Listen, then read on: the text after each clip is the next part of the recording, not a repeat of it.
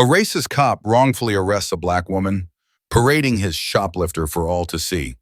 But when she walks into SWAT headquarters and every soldier snaps to attention, he realizes his career-ending mistake. He just cuffed their commander. The hunter has become the hunted. The Saturday afternoon sun, usually a welcome respite, casts long, intrusive shadows through the sprawling atrium of the Northwood Galleria. Commander Nyla Carter, off-duty and anonymous in a simple gray hoodie, dark jeans, and worn sneakers, navigated the throng of shoppers with an ease that belied the coiled readiness always thrumming beneath her surface. For once, she wasn't assessing threat vectors or escape routes. She was merely Nyla, searching for a specific brand of imported coffee beans. A small indulgence after a grueling week of simulated urban warfare exercises that had left her team razor-sharp but exhausted. The cacophony of the mall, chattering voices, squeaking shoes, the distant blare of a pop song from a storefront, was a stark contrast to the controlled environment she usually commanded. She found the specialty food store tucked away in a quieter corridor. Inside, the air smelled of roasted nuts and exotic spices. Nyla moved methodically along the aisles, her gaze sweeping over shelves laden with artisanal chocolates, rare teas, and finally, the coffee she sought. She picked up a small, unassuming bag of Ethiopian Yerga Shefi, its price tag clearly displayed. As she turned towards the checkout counter, a flicker of movement near the store's entrance caught her peripheral vision. A uniformed police officer, young with a fresh-faced certainty that often preceded error. Officer Travis Dean. Nyla thought nothing of it initially. A police presence in a crowded mall was standard. She continued to the counter, where a harried young cashier was struggling with a jammed receipt printer. Nyla waited patiently, bag in hand, idly observing the other patrons, a mother trying to soothe a crying toddler, an elderly couple debating the merits of a particular cheese. "Ma'am, I need you to come with me."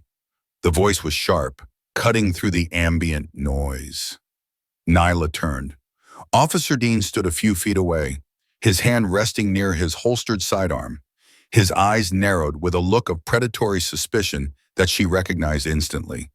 It was a look she'd seen directed at suspects, at threats. It was not a look she expected to see directed at herself. Here, in a brightly lit store, holding a $7 bag of coffee. "Is there a problem?" Officer Nyla asked, her voice calm, level. Years of de-escalation training kicked in, though a cold knot was tightening in her stomach. "We've had reports of shoplifting in this area," Dean stated, his gaze flicking down to the bag in her hand and then back up, lingering on her face, her attire. "Items matching that description." Nyla's eyebrows rose slightly. "This coffee, I was just about to pay for it." She gestured toward the still struggling cashier. "As you can see, the line is a bit held up. Empty your pockets, please. And your bag," he commanded, ignoring her explanation. His tone brooked no argument. Shoppers nearby began to pause, their conversations dying down. Heads turned. The air grew thick with unspoken curiosity and judgment. A slow burn started in Nyla's chest. Humiliation, hot and unwelcome, pricked at her. She was Commander Nyla Carter, a decorated federal SWAT leader who had faced down armed hostiles, navigated complex hostage situations, and earned the respect of hardened operators. Now, in her own city, in a place she should have felt safe, she was being treated like a common thief, the accusation hanging heavy, solely, it seemed, because of the color of her skin and her nondescript clothing. "Officer," Nyla began, keeping her voice even, though the effort was monumental. "I assure you there's been a mistake. I am a law-abiding citizen. I have no intention of stealing anything." "That's what they all say," Dean retorted, a smirk playing on his lips. "Let's make this easy. Just show me what you've got." His voice was louder now, drawing more attention. The store manager, a nervous man with thinning hair, hovered near the registers, wringing his hands but saying nothing. Nyla's mind raced. She could escalate, identify herself, pull out the badge and credentials that were securely tucked away in an inner pocket of her hoodie. But the thought of revealing her position in this context, of using her authority to deflect a baseless accusation fueled by prejudice, felt like a concession, a stain on the very principles she upheld. The system was supposed to protect everyone, not just those who could flash a badge. With a sigh that carried the weight of 1,000 similar indignities endured by countless others, Nyla slowly placed the coffee bag on a nearby display of olive oils. She then raised her hand slightly. "I have my wallet, my keys, and my phone in my pockets. Nothing else. My bag is empty except for a water bottle and a book." "Let me be the judge of that," Dean said, stepping closer. His proximity felt like a violation. He gestured for her to turn around. "Hands on the display case." The demand was a public stripping of dignity. Nyla could feel the eyes of every person in the vicinity burning into her back. The silence was heavy, broken only by the distant, cheerful mall music that now sounded like a mocking soundtrack. She complied, placing her hands flat on the cool glass of the display.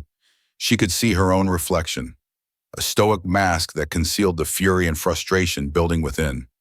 Dean's pat-down was rougher than necessary, perfunctory but degrading. He found her wallet, pulled it out, and began rifling through it.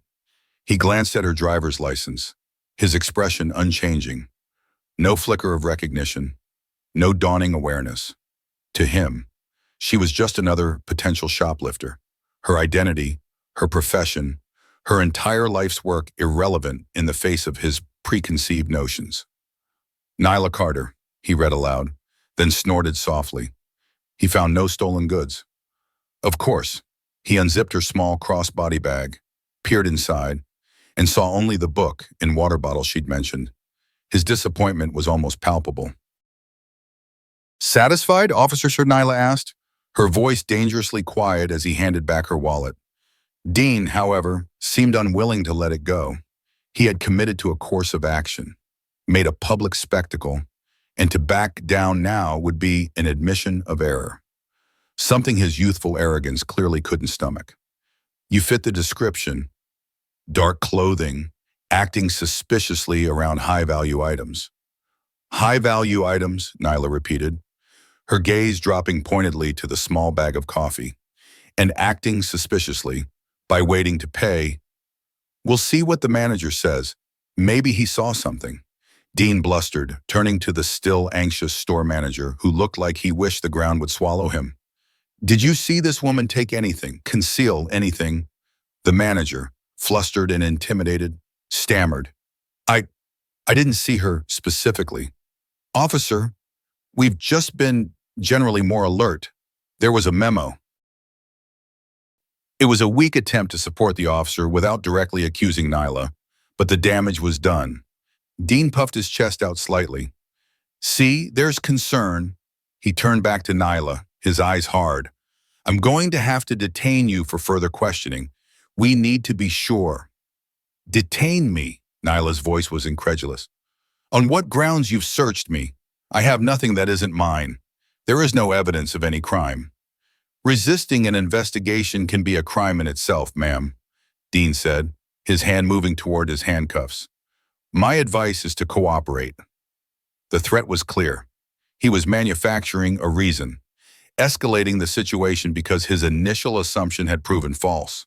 This was no longer about shoplifting. It was about power, about an officer unable to admit a mistake, doubling down on a prejudiced judgment. The public humiliation was now careening towards a wrongful arrest. Nyla knew the protocols, the legalities. She also knew how quickly things could spiral, how a black woman, regardless of her standing, could be railroaded by an officer determined to assert his dominance. The cold knot in her stomach tightened into a vice. The choice was stark: submit to this injustice, or fight it here and now, with unpredictable consequences. For a fleeting moment, the image of her SWAT team, their disciplined faces, their unwavering loyalty, flashed through her mind. What would they think, seeing their commander manhandled like this? But more importantly, what message would it send if she allowed this to happen without challenge? Not as a commander, but as Nyla Carter, a citizen demanding her rights, the decision. however bitter, was clear.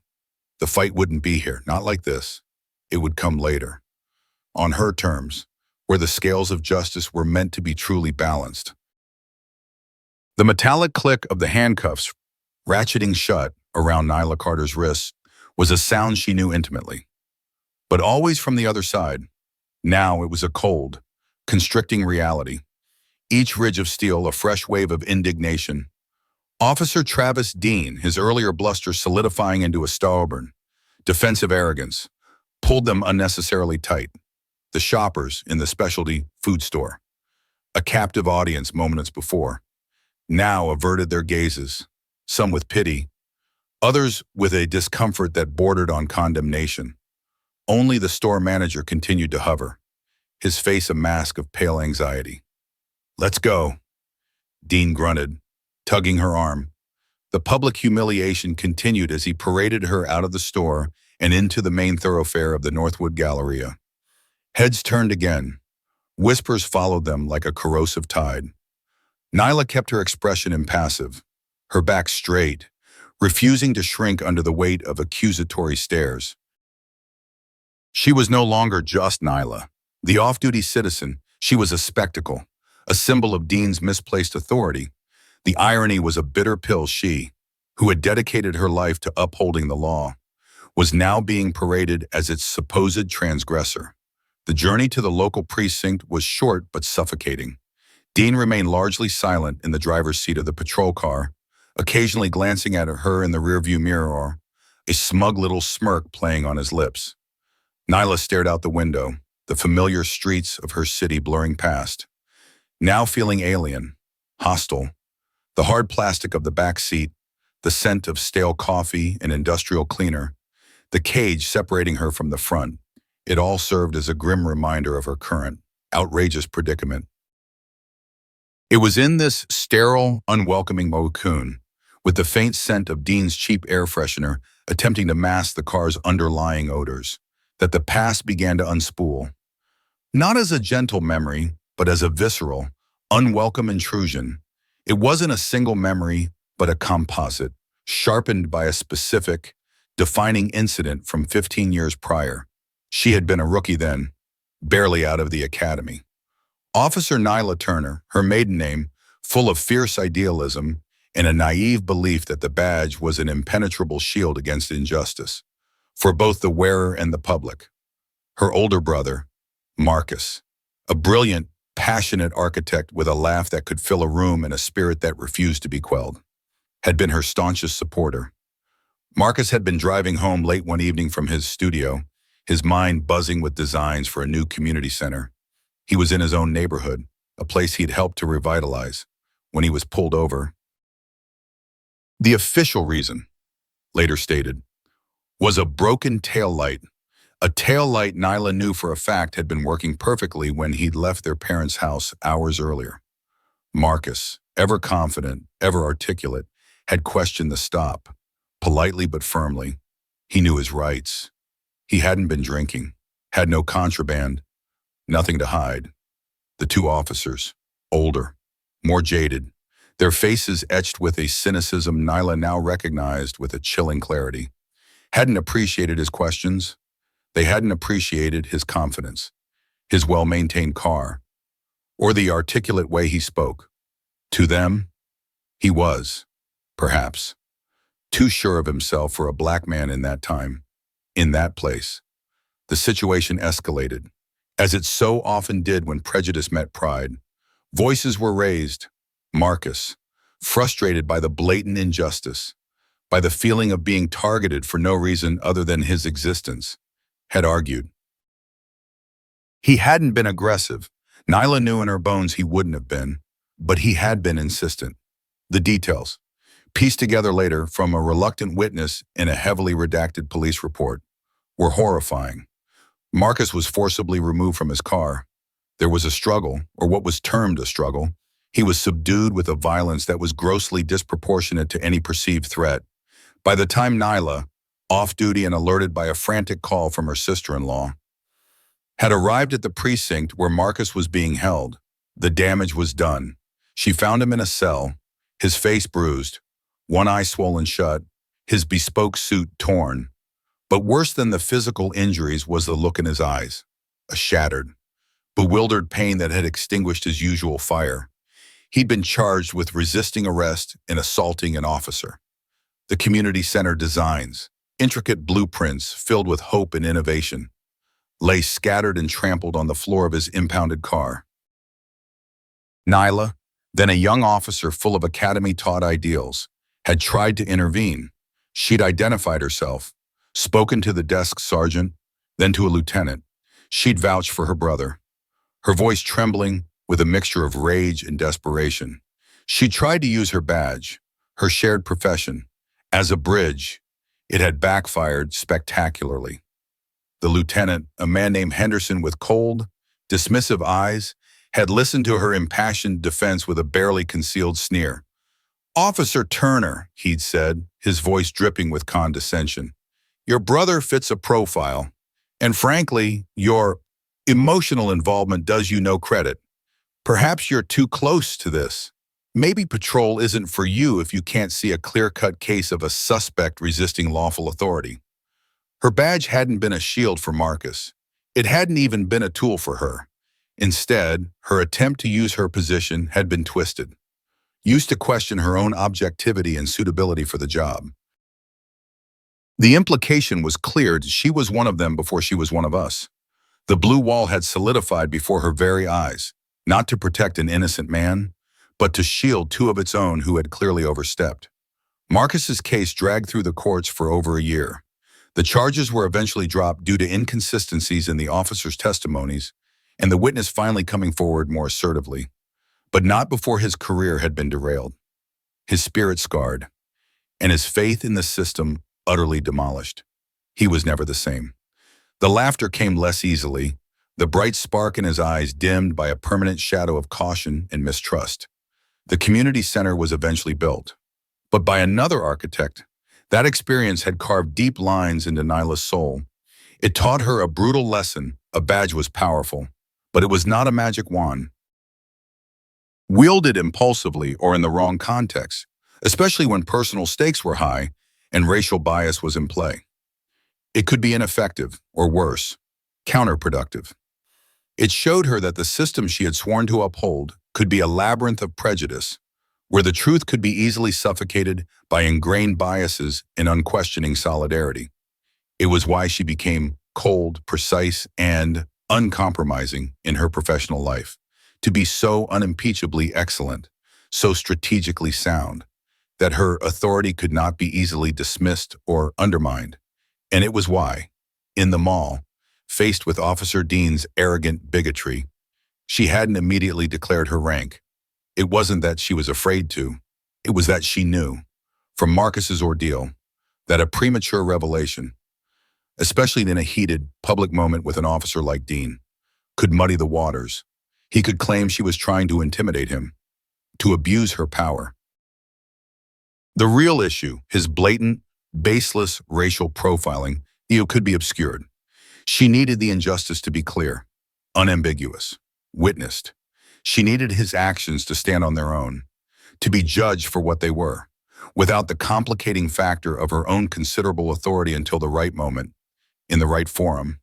Enduring his initial actions, his public pat-down, his baseless accusations, was a calculated risk, a painful echo of Marcus's helplessness, but also a strategic choice.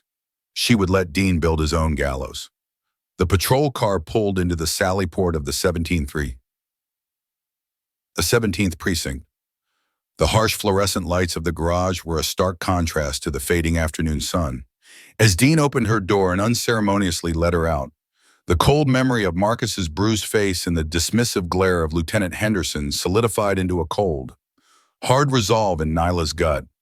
This was not just about a bag of coffee anymore.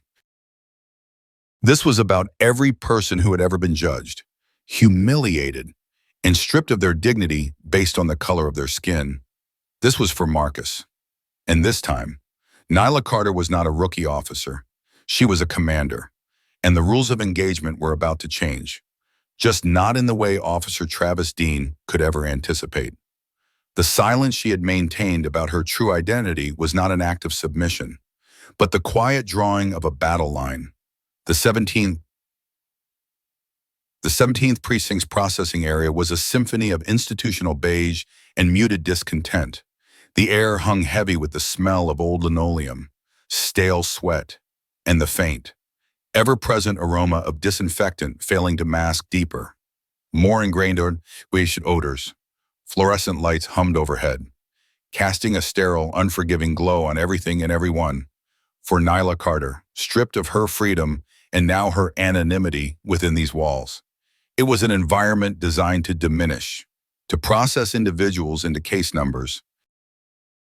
Officer Travis Dean, still radiating a self-congratulatory righteousness, steered her towards a worn booking desk where a bored-looking adhering, a man whose paunch strained against the buttons of his uniform shirt, glanced up with minimal interest.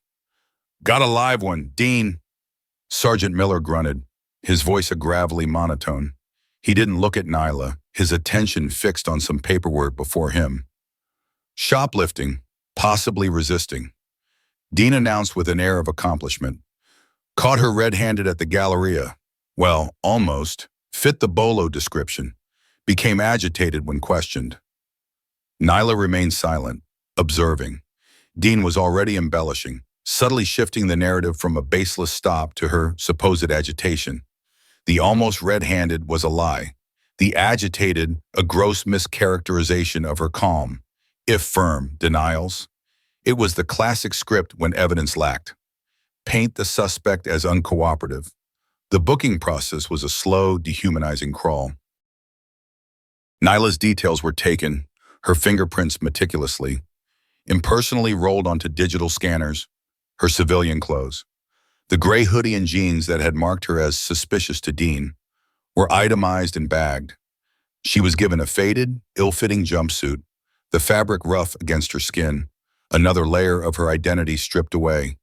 Each procedural step, carried out with a weary indifference by the station personnel, felt like a small, grinding stone wearing away at her dignity. She requested her phone call, a right she knew she was entitled to. "You'll get your call when we're done processing you," Miller said without looking up, his tone suggesting it was a privilege, not a right, and one that was low on his priority list. Nyla noted the casual dismissal. This was the covert discrimination, the systemic exploitation. In action, it wasn't an outright denial of rights, but a slow walking, an assertion of power through bureaucratic delay and indifference. She didn't argue. Not yet. She was still gathering data, observing the ecosystem of this precinct. Dean, meanwhile, was at a nearby terminal, laboriously typing up his incident report. Nyla could occasionally hear the tap-tap-tapping of the keyboard, punctuated by his self-important size. He was crafting his version of events, cementing his flawed judgment into an official record. She knew that report would be a work of fiction, designed to protect him, to justify his actions, and to paint her as the aggressor. She saw other officers drift in and out of the main squad room, visible through a large internal window. Some glanced toward the booking area, their expressions ranging from mild curiosity to a practiced lack of interest. No one seemed particularly concerned or surprised by another arrest from the mall. It was routine. This, Nyla realized, was part of the problem, the sheer banality of injustice. An officer like Dean could operate with such impunity because his actions, however biased, were likely to be absorbed into the system without scrutiny, accepted as part of the daily grind. After what felt like an eternity, but was probably closer to an hour. Her processing was complete. She was led to a small, sterile holding cell. The door clanged shut with a grim finality. The cell contained a single steel bench bolted to the wall and a stainless steel toilet and sink combination in the corner. The air was cold, the silence broken only by the distant hum of the building and the occasional muffled shout or clang from elsewhere in the precinct. Alone. Nyla sat on the bench, not in defeat, but in cold. Calculating anger. The public humiliation at the mall had been enraging. The memory of Marcus's suffering was a deep, aching wound. But this slow, indifferent grinding down by the cogs of the system. The casual disregard for her rights, the way Dean was being allowed to fabricate his narrative without challenge, this sparked a different kind of fire. It was the fire of a commander who saw a flawed system, a breach in the very principles she had sworn to defend. Not just with her life, but with her leadership. She thought about her team, their faces, loyal and disciplined, flashed in her mind. They trusted her judgment, her leadership, her unwavering commitment to justice. What would they think if they knew their commander was sitting in a local precinct cell, arrested on a trumped-up charge by an overzealous patrol officer? The thought wasn't about her own embarrassment, but about the message it sent. If this could happen to her, with all her training, all her knowledge of the system, what chance did an ordinary citizen, especially a minority citizen without her resources, truly have the precinct commander, a Captain Davies, was someone Nyla knew peripherally from interagency briefings? She wondered if Dean's report would even cross his desk, or if it would be rubber-stamped at a lower level. The blue wall of silence wasn't always a conscious conspiracy. Often, it was a culture of unquestioning acceptance, of giving fellow officers the benefit of the doubt, even when that doubt was a chasm. Another hour passed. No one came to update her. No one offered her the promised phone call. The covert discrimination continued, not through overt acts of aggression, but through neglect, through making her feel invisible, insignificant. This was the system subtly exploiting its power over the detained, wearing them down, encouraging compliance through sheer exhaustion and a sense of powerlessness. Nyla refused to feel powerless. She began to catalog Dean's procedural errors, the lack of probable cause, the unlawful search beyond a Terry frisk once no weapon was found, the arrest without evidence, the delay in her right to a call. She mentally rehearsed how she would articulate this, not as a victim, but as an expert in law enforcement procedure. Finally, the cell door opened. It wasn't Dean, it was a younger officer, perhaps a recent academy graduate, with an uncertain look in his eyes. "Carter, you can make your call now." He seemed almost apologetic. A stark contrast to Dean's arrogance and Miller's indifference. He led her to a phone bolted to a wall in a small alcove.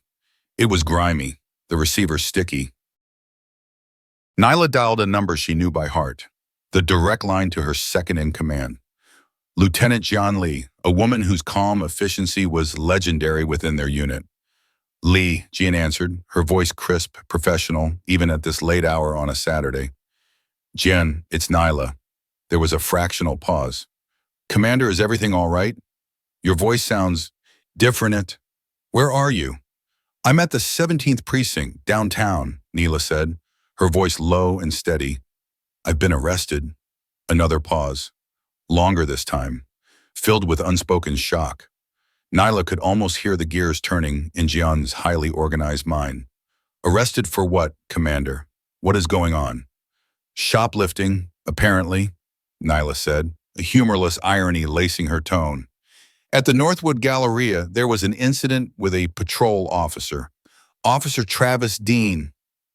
"Officer Dean, 17th Precinct," Jean repeated, undoubtedly already typing this into a device. Are you okay, Commander?" "I'm fine," annoyed. "But fine," Nyla stated. "Listen carefully. Jian, I don't want a spectacle. Not yet. I need you to do a few things discreetly. First, find out who the precinct commander is here. Captain Davies, I believe. Get his official contact. Second, I want a lawyer, a good one, someone who understands civil rights and police misconduct. Not one of our usual federal contacts. Someone local, sharp, and not afraid to challenge the system. Third, and this is crucial, tell the team nothing beyond the fact that I am handling a personal matter and will be out of communication for a few hours. No rescue missions, no calls to the precinct demanding my release. Is that understood?" "Understood, Commander," Jean said, her voice now tight with controlled urgency. "A civilian lawyer specializing in civil rights, discreet inquiries, team on standby, Minimal information. Davies, Dean, got it.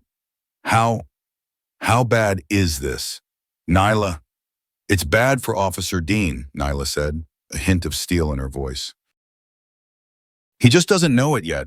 He's currently writing a report that I suspect will be more fiction than fact. The system here seems complacent. I was in civilian attire. Gian, no ID shown. As far as they're concerned, I'm just another black woman accused of a petty crime. Being difficult. The implications hung heavy in the air.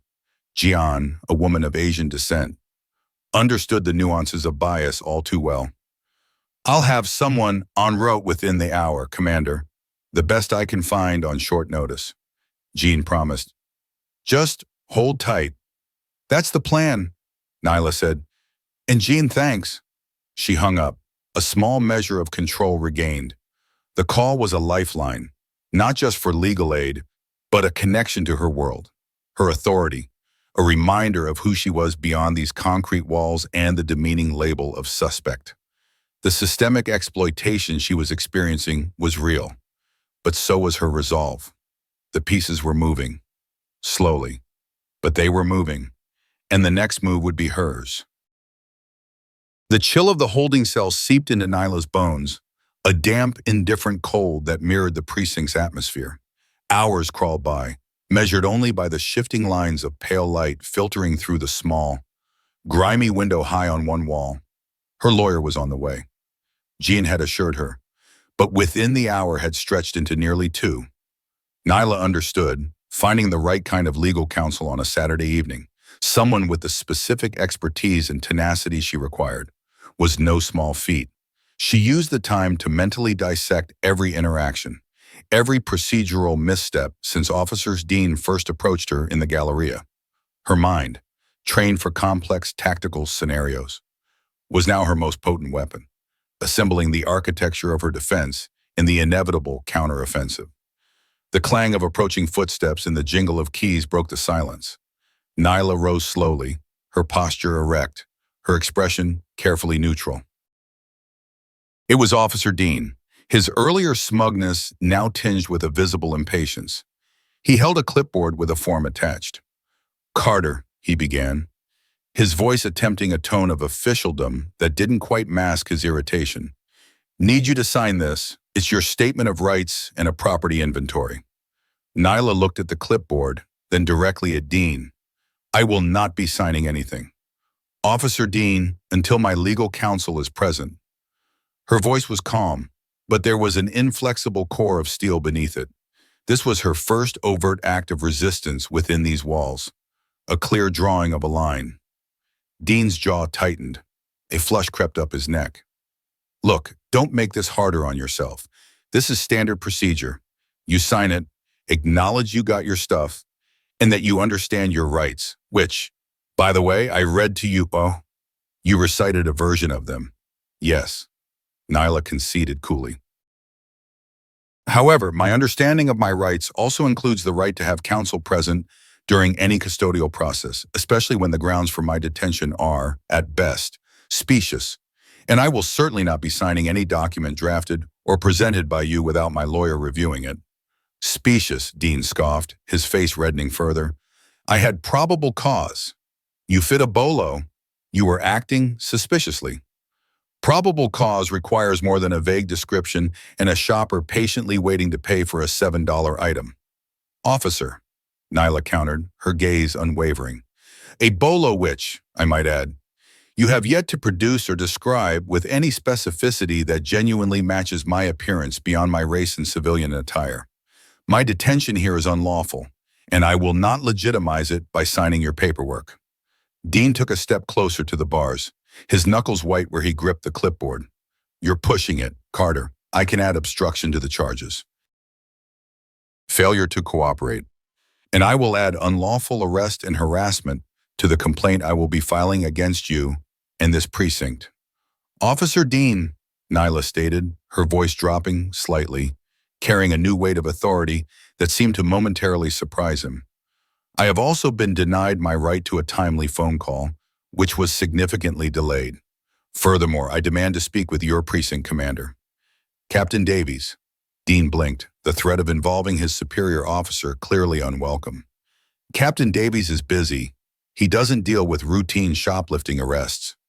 There is nothing routine about this arrest, officer, Nyla said, and I believe Captain Davies would want to be made aware of the significant liability you are currently incurring for his precinct. Dean opened his mouth to retort, but was interrupted by the arrival of the young officer Nyla had seen earlier, the one who had finally facilitated her phone call. Officer Evans, his name tag read, approached with a hesitant air. Dean Sergeant Miller wants you. Said your report needs clarification on a few points before he signs off. Evans's eyes flickered briefly towards Nyla, then away. Dean shot Nyla a frustrated glare. We're not done here, he snarled, then turned abruptly and stalked off with Evans. The clipboard still in his hand. Nyla watched them go, a flicker of something unreadable in Evans's demeanor registering in her periphery. Was it nervousness or something else? A short while later, perhaps 20 minutes, the cell door opened again. This time, it was Officer Evans, alone. He didn't enter but stood in the doorway, his expression carefully neutral, yet different from Dean's overt hostility or Miller's bored indifference. Ma'am, Evans began, his voice quiet, almost respectful. They need to transfer you to a different holding cell. Standard procedure, when detainees are here for more than a few hours and a different classification is assigned pending review. Nyla regarded him. And what classification would that be? Officer Evans? I don't know the specifics, ma'am. I'm just told to escort you. He seemed uncomfortable. Nyla nodded slowly. Very well. As they walked down the corridor, a different, quieter one than before, Evans kept a professional distance, but his silence felt less charged than Dean's. They passed a series of closed doors. Then, as they passed a slightly ajar door labeled Records Annex, Evans coughed, a small, almost imperceptible sound. He slowed his pace infinitesimally, and as he did, Nyla caught a glimpse through the narrow opening. She saw Officer Dean, his back to the door, speaking in hushed, agitated tones to Sergeant Miller. Dean was gesturing emphatically with his hands. Never said she was aggressive, just uncooperative. You know, the bolo it was more of a general alert, really. Thin, Dean mumbled, his voice carrying just enough for Nyla to discern the words. Look, are we just going to charge her with the shoplifting? Because that feels weak now that nothing was found. Miller's gruff reply was inaudible, but Dean's subsequent sigh of frustration was clear. Evans picked up his pace again, as if the brief slowdown had never occurred. He didn't look at Nyla, didn't acknowledge the moment, but the act was undeniable. He had, subtly and with personal risk, allowed her to overhear Dean essentially admitting the weakness of his own probable cause and the embellishment of his report. It was a small crack in the blue wall, an unexpected offering of truth in a system designed to obscure it. They arrived at another cell, identical to the last. As Evans unlocked it, he spoke again, his voice still low. Captain Davies is in the precinct. Ma'am, his office is on the second floor. Administrative wing, end of the hall. Most people don't bother him directly unless it's urgent. He paused, then added, almost as an afterthought, there's a protocol for formal complaints. You can request the form from the desk sergeant, though they sometimes run out. He met her eyes for a fleeting second, a look that conveyed a strange mixture of caution and something Nyla couldn't quite decipher. Perhaps a nascent sense of justice, or simply a dislike for Dean's methods. Then, he stepped back. Your lawyer should be arriving soon. They're processing her credentials at the front desk now. With that, he closed the cell door, the lock engaging with his softer click this time. Or perhaps it just seemed that way to Nyla. She stood in the center of the new cell, the information settling within her. Officer Evans, the young, uncertain officer, had just armed her. He had confirmed Davies' presence, given her a path, and, most crucially, provided her with the undeniable knowledge that Dean was already backpedaling. his case crumbling under the weight of its own fabrications. It was an unexpected act of assistance from within the very structure that was holding her captive. Her earlier resistance, her calm assertion of rights, had perhaps resonated with someone. Her resolve hardened, not with fury, but with a sharp, focused clarity. The game had shifted. She was no longer just reacting. She now had leverage, a witness, albeit an unwilling one in Dean, to his own duplicity, and a potential ally, however minor and covert. In Evans, the arrival of her lawyer was imminent. The indifference of these concrete walls was about to be met with a force it hadn't anticipated. The arrival of Evelyn Hayes was not a quiet affair. She swept into the 17th precinct like a contained storm, her sharp suit a stark contrast to the utilitarian drabness of the station, her briefcase clicking decisively against the linoleum floor. She was a woman in her late 40s, with a reputation for dismantling police misconduct cases with surgical precision and a courtroom presence that could make seasoned prosecutors quail. Jan Lee had chosen well. Officer Evans, looking visibly relieved, escorted Hayes to Nyla's cell. "Commander Carter?" Hayes asked, her voice professional but carrying an undercurrent of warmth as the cell door opened. "Evelyn Hayes. Lieutenant Lee retained me. She also provided some preliminary context." Her eyes, intelligent and assessing, took in Nyla's jumpsuit, the stark cell, and the unwavering composure of the woman before her. "Ms. Hayes," Nyla acknowledged, a sense of relief washing over her, not because she felt helpless, but because an essential piece of her strategy was now in place. "Thank you for coming so quickly. The situation Lieutenant Lee described is unacceptable on every level." "Commander," Hayes stated, her tone leaving no doubt about her conviction. "We need to talk. Then we need to act. This precinct is about to understand the magnitude of its officers' error." Their consultation was brief, conducted in hushed tones in a small, sterile interview room that Evans managed to secure for them. Another small, almost imperceptible act of assistance. Nyla recounted the events with the precise, factual recall of a trained observer, the baseless accusation, the public humiliation, Dean's escalating aggression when his initial assumptions proved false, the procedural violations, the delayed phone call, and the snippet of conversation she'd overheard between Dean and Miller, an admission of a weak case. Hayes listened intently, her pen flying across her notepad. "Officer Dean has not only violated your civil rights, Commander, but he has also demonstrated a profound lack of judgment and a clear pattern of bias-based policing. His attempts to manufacture probable cause and then embellish his report are actionable. The delay in your call, the conditions of your initial detention, it's a cascade of misconduct." She looked up, her expression resolute.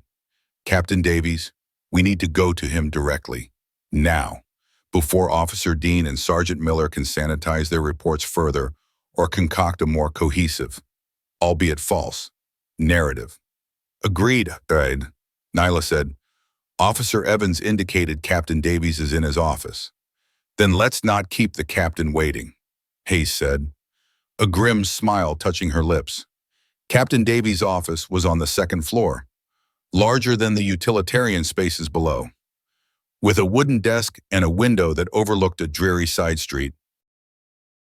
Davies himself, a man in his late 50s with tired eyes in the weary posture of someone perpetually dealing with other people's problems, looked up in surprise as Hayes firmly knocked and then, without waiting for an explicit invitation, opened the door.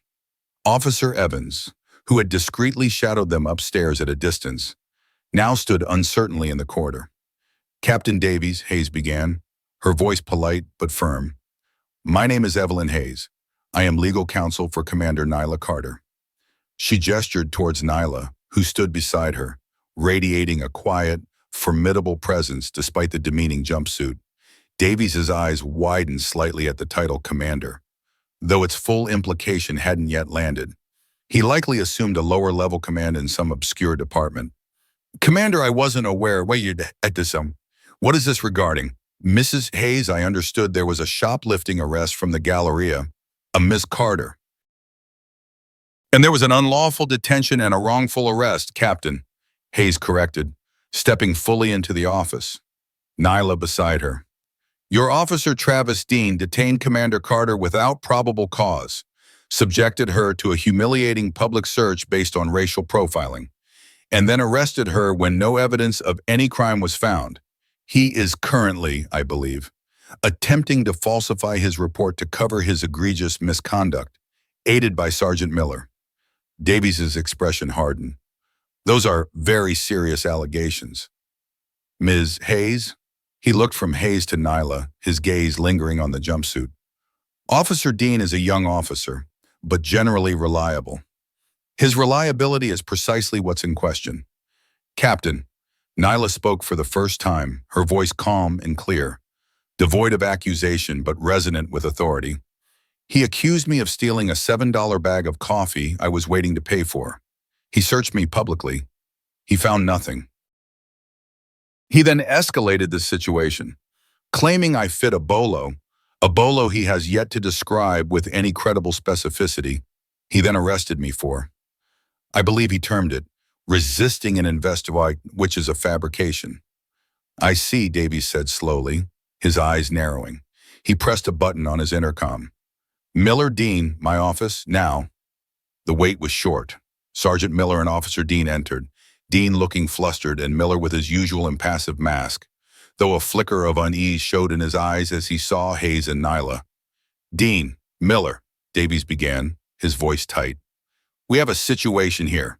Ms. Hayes, counsel for Ms. Carter here, is alleging serious misconduct regarding your arrest at the Galleria. Officer Dean, walk me through it. Clearly, Dean launched into his rehearsed narrative, his voice slightly higher pitched than usual. He emphasized Nyla's suspicious behavior, the general bolo, her uncooperative attitude. He painted himself as a diligent officer taking necessary precautions. Miller nodded occasionally in support. As Dean spoke, Nyla watched him, her expression unreadable. Hayes listened, occasionally making a note. When Dean finished, Hayes spoke. Officer Dean, Hayes said, her voice cutting through his self-serving narrative. Were you aware that detaining and searching an individual requires reasonable suspicion and an arrest requires probable cause? Were you aware that fitting a vague bolo and acting suspiciously by waiting in a checkout line do not meet those legal thresholds, especially when no stolen goods are found? I believed I had probable cause, Dean insisted, his voice cracking slightly. She was agitated. I was not agitated, Officer Dean, Nyla interjected calmly. I was asking you to articulate your reasoning, which you seemed unable or unwilling to do beyond racial and sartorial assumptions. Captain Davies. I personally overheard Officer Dean admitting to Sergeant Miller not more than an hour ago that the bolo was thin and that the shoplifting charge feels weak now that nothing was found. He was actively seeking a way to charge me with something, anything, to justify his initial bad stop. Dean's face went pale. Miller shot him a sharp look. Davies's eyes bored into Dean. Is this true, Officer Dean? Were you attempting to manufacture a charge? No, sir, she's twisting my words. I was just reviewing the elements of the case with Sergeant Miller, Dean stammered, his facade crumbling rapidly. Reviewing or concocting, Hayes pressed. Captain, my client is not just some random citizen your officer decided to harass.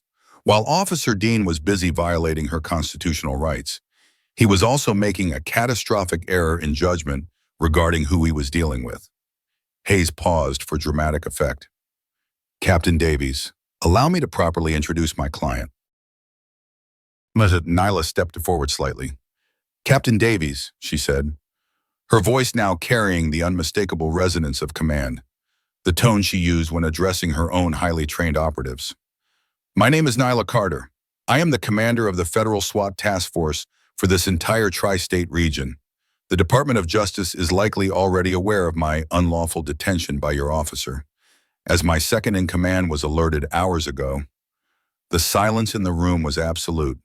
heavy, and profound. Officer Travis Dean's jaw physically dropped. His face, already pale, turned into a ghastly shade of white. He looked as if he'd been punched in the gut. Sergeant Miller's impassive mask finally cracked, his eyes widening in disbelief. Then horror, as the full implication of Nyla's identity slammed into him. Captain Davies stared at Nyla, then at her ill-fitting jumpsuit, then back at her face. A dawning comprehension mixed with utter dismay spreading across his features. The commander title suddenly snapped into sharp, terrifying focus. This wasn't just a lawyer making accusations. This was a high-ranking federal law enforcement commander, arrested by one of his greenest officers on a bogus charge. The potential fallout, jurisdictional, political, personal, was immense. "Commander Carter," Davies repeated, his voice barely a whisper. He looked at Dean, a terrifying stillness in his eyes. "Officer Dean, is it your standard operating procedure to arrest ranking federal commanders for attempting to purchase coffee?" Dean was speechless, frozen, his eyes darting between Nyla, Hayes, and his furious captain. The power dynamic hadn't just flipped. It had been utterly annihilated and reconstructed with Nyla Carter at its apex. "Captain," Hayes continued smoothly into the stunned silence, "Commander Carter has been subjected to false arrest, malicious prosecution, defamation, and a clear violation of her civil rights under the 4th and 14th Amendments. We have witnesses to Officer Dean's public misconduct at the mall. We have Commander Carter's expert testimony regarding his procedural violations. We have evidence of his attempt to falsify official reports, which Officer Evans may be able to shed further light on. And now, you have the undeniable reality of who your officer accosted." She placed a slim evidence bag on Davies' desk. "This is Commander Carter's federal identification and her SWAT command credentials. I believe you'll find them in order." Captain Davies didn't even look at the bag. His gaze was fixed on Officer Dean, a look of cold fury dawning. The public confrontation had happened, not in a chaotic street, but in the sterile confines of his own office, with his own men as unwilling witnesses to their colleagues' career imploding. The evidence wasn't just a badge, it was Nyla Carter herself, her presence, her proven identity, and the glaring, undeniable truth of Dean's catastrophic, prejudiced blunder. Justice, it seemed, was about to be served, and it would begin right here, Captain Davies' office, moments before a scene of stunned disbelief, now crackled with a palpable, icy tension. The evidence bag containing Commander Nyla Carter's credentials lay on his desk like an unexploded ordnance. Officer Travis Dean, his face ashen, looked like he might collapse. Sergeant Miller, though less overtly shattered, had aged a decade in the last 10 minutes, the implications of his complicity dawning with brutal clarity. Captain Davies finally broke the silence, his voice low and dangerously controlled. "Officer Dean, place your badge and service weapon on my desk. You are suspended, effective immediately, pending a full internal affairs investigation." He didn't wait for a response, his gaze shifting to Miller. "Sergeant, you are relieved of your supervisory duties and placed on administrative leave. I expect your full cooperation with the investigation. Both of you will be escorted from this precinct." His tone was devoid of any sympathy, the voice of a commander cutting away a diseased limb. Dean fumbled with his belt, his hands shaking so violently he could barely unholster his weapon. Miller, more stoically, complied, his face grim. The metallic clinks as their equipment hit the polished wood of Davies' desk sounded like final nails in their respective careers. Two other officers, summoned by a curt intercom call from Davies, arrived to escort the disgraced pair out. Their expressions a mixture of shock and apprehension. The precinct was about to be rocked to its foundations. Once they were gone, Davies slumped heavily into his chair, the fight seeming to drain out of him, replaced by a profound weariness. He looked at Nyla, then at Evelyn Hayes. "Commander Carter," he began, his voice raspy, "on behalf of the 17th Precinct and the entire department, I offer you my deepest, most sincere apologies. What happened to you today is inexcusable. It is an embarrassment to the city and to every officer who wears the badge with integrity. Apology accepted, Captain Davies, Nyla said, her voice even. But apologies alone are insufficient. This was not merely an embarrassment. It was a blatant abuse of power, fueled by racial bias and enabled by systemic complacency. Officer Dean is not an isolated anomaly. He is a product of a culture that allowed his prejudices to go unchecked. I understand, Commander, Davies said, nodding. And I assure you, there will be a thorough review. Not just of Dean and Miller, but of our training, our oversight, our BOLO dissemination protocols. Everything. Evelyn Hayes stepped forward. We will be expecting more than an internal review. Captain, Commander Carter will be filing a formal civil rights complaint with the Department of Justice, and we will pursue all available legal remedies. This isn't about retribution. It's about systemic change and accountability. Davies didn't flinch. I would expect nothing less. Miss Hayes, you will have our full cooperation. He then looked at Nyla, a new respect in his tired eyes. Commander, you are, of course, free to go. Your personal effects will be returned immediately. An official car will take you wherever you need to go. Is there anything at all we can do for you right now? Yes, Nyla said. I would like my clothes back, and I would like to speak with Officer Evans privately before I leave, if he is willing. Officer Evans, when summoned, entered Davies' office looking apprehensive, clearly aware that the seismic events of the past hour had originated from his small acts of conscience. Officer Evans, Nyla said, her tone professional but kind. I wanted to thank you. Your discretion earlier was noted and appreciated. Evans flushed slightly. I believe in doing the job right, Commander. What Officer Dean did, it wasn't right. It takes courage to stand by your principles, especially when it goes against the grain. Officer, Nyla stated. Captain Davies, I hope Officer Evans's integrity will be appropriately recognized and that he faces no adverse consequences for his actions today. In fact, officers like him are precisely what this department needs more of. Davies nodded. His conduct will be noted favorably. Commander, rest assured. Within hours, the story, initially leaked from hushed whispers within the precinct, then officially confirmed by a terse statement from the mayor's office, exploded across the city. SWAT commander wrongfully arrested, racial profiling scandal rocks, 17th precinct. News vans swarmed the station. Social media erupted. Nyla Carter's name, once known primarily within elite law enforcement circles, became a household word overnight. She was the woman who had faced down systemic injustice from the inside, her composure and an irrefutable truth her weapons. The days and weeks that followed were a whirlwind. Internal Affairs launched a sweeping investigation. Officer Dean was swiftly terminated. Sergeant Miller opted for early retirement before he could be formally disciplined, his career in ruins.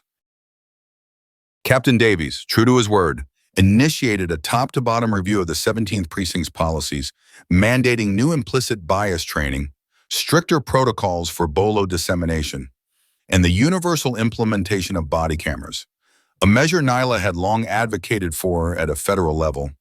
Nyla, with Evelyn Hayes by her side, became an unintentional but powerful voice for reform. She gave carefully worded interviews, not dwelling on her personal humiliation, but on the broader issues of racial profiling, police accountability, and the urgent need for a cultural shift within law enforcement. She spoke of her brother Marcus, not by name, but by experience, channeling his past pain into a call for present action. Her story resonated deeply within the community, particularly among those who had long felt unheard and unjustly targeted. Rallies were held, not in anger, but in a call for dialogue and change, with Nyla Carter's image unexpectedly at their forefront. Her own SWAT team, initially shocked and outraged by what had happened to their leader, quickly became her most ardent supporters. Their loyalty, already absolute, deepened into something akin to reverence. They saw her not just as a brilliant tactician, but as a leader of immense moral courage. The incident, paradoxically, enhanced her authority, giving it a new dimension. The Department of Justice did indeed launch its own inquiry, and the city, facing overwhelming evidence and public pressure, moved to settle Nyla's civil rights lawsuit quickly. The settlement was substantial, but Nyla announced that the entirety of her portion would be donated to establish a foundation dedicated to funding community-led initiatives for police reform and supporting victims of police misconduct. Officer Evans, initially facing some coolness from older, more cynical colleagues, found himself quietly championed by a younger generation of officers who were tired of the old ways. Captain Davies, recognizing his potential and integrity, fast-tracked him into a community policing liaison role, where his calm demeanor and inherent sense of fairness could be put to better use. 6 months later, Commander Nyla Carter stood before a new class of federal law enforcement recruits. She was back in her element, the sharp lines of her uniform reflecting her unwavering resolve. But something had changed. The icy precision was still there, but it was now tempered with a visible warmth, a deeper understanding of the human cost of systemic failure. "You will hold immense power in your hands," she told the recruits, her voice echoing in the auditorium.